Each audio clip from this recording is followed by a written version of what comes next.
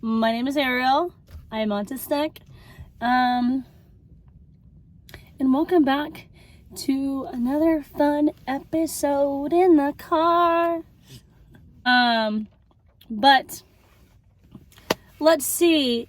Today, I'm gonna go with, so being on the spectrum, do you feel like, because you're very literal, you're very blunt, you're very honest, like you don't really hide how you're feeling, even if you're unsure of how you're feeling, it just comes out there. I guess this kind of goes into like, from my last video, is we say what we mean what we say, and we say what we mean, all that stuff. But I run into these weird situations where somebody will say something to me like, why are you being so dramatic? Why are you so upset? Why are you so annoyed? Why are you being so loud? Why are you so grumpy? Why are you this, and this? It's just so many different things, but I'm actually not being any of those things.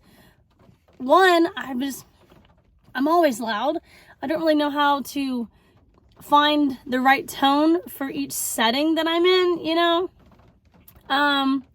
Two, I'm never really a grumpy person. It's just, at some point, I do feel like, just like any neurotypical, your buttons get pushed just a little too far.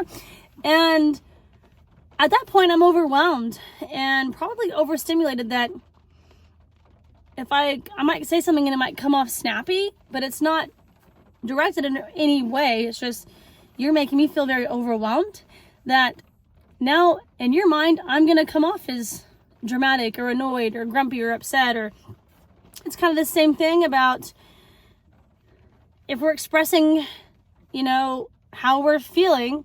Again, to revert to last week's video, was the follow through. If I tell you I'm going to be somewhere, I'm going to be there. Unless it's some kind of emergency, right? But so if you say you're going to be somewhere and then you don't ever show up, and then when I do see you, when we do hang out, or when we all get together, and I wonder, does everybody else that's on the spectrum, do you call somebody out?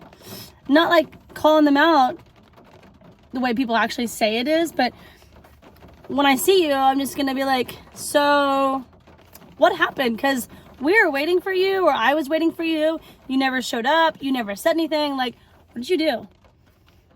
I'm just kind of just gonna put it out there, And then in those sense, it's like, because now I'm expressing the fact that I knew that you didn't show up, and I knew that you never responded or said anything or didn't communicate. Now I'm the one that's being really upset. I'm not upset. I'm just speaking about it. But is that a piece of fuzz flying around? All right, ADHD, focus back on the thoughts.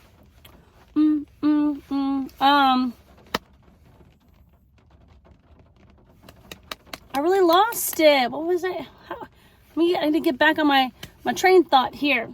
What I think is that people aren't used to having someone that is autistic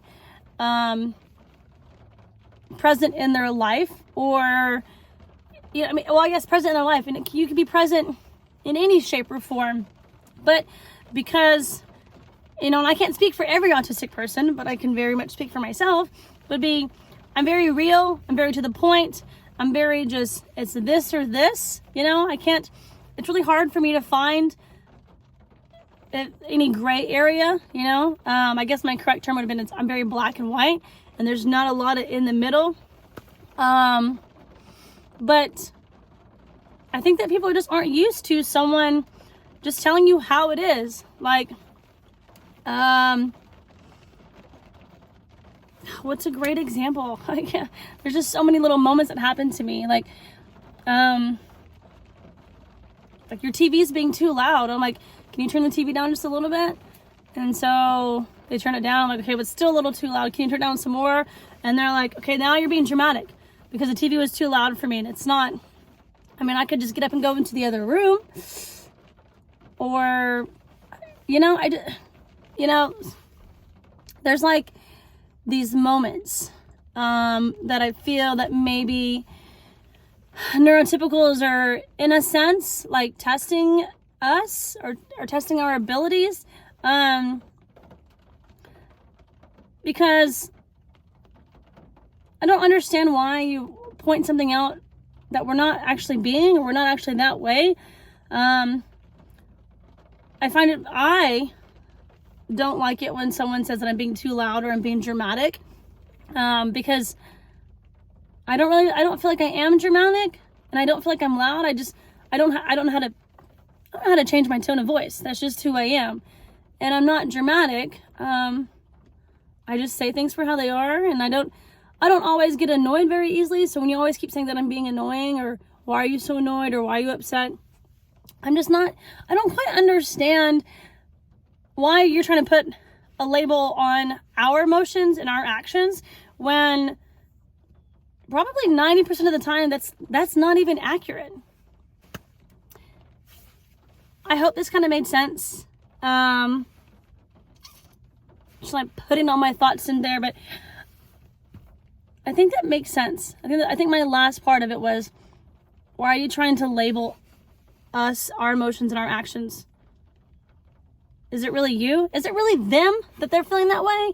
But they're still projecting that onto us. You know how hard that is for someone on the spectrum to try to understand what they're feeling. So whenever we do know what we're feeling, and now you're saying that we're not being this way, you're kind of just, you know,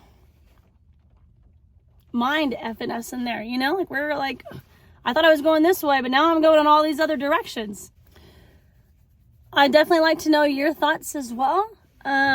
So feel free to drop them in.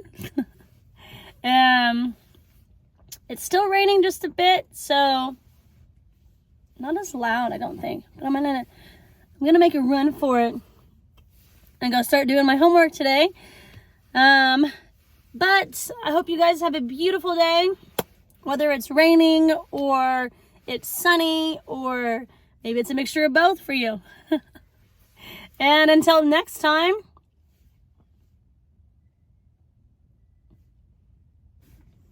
if you're not already following me on my other platforms, make sure you go ahead and do that. And I will see you guys next time. Have a great day.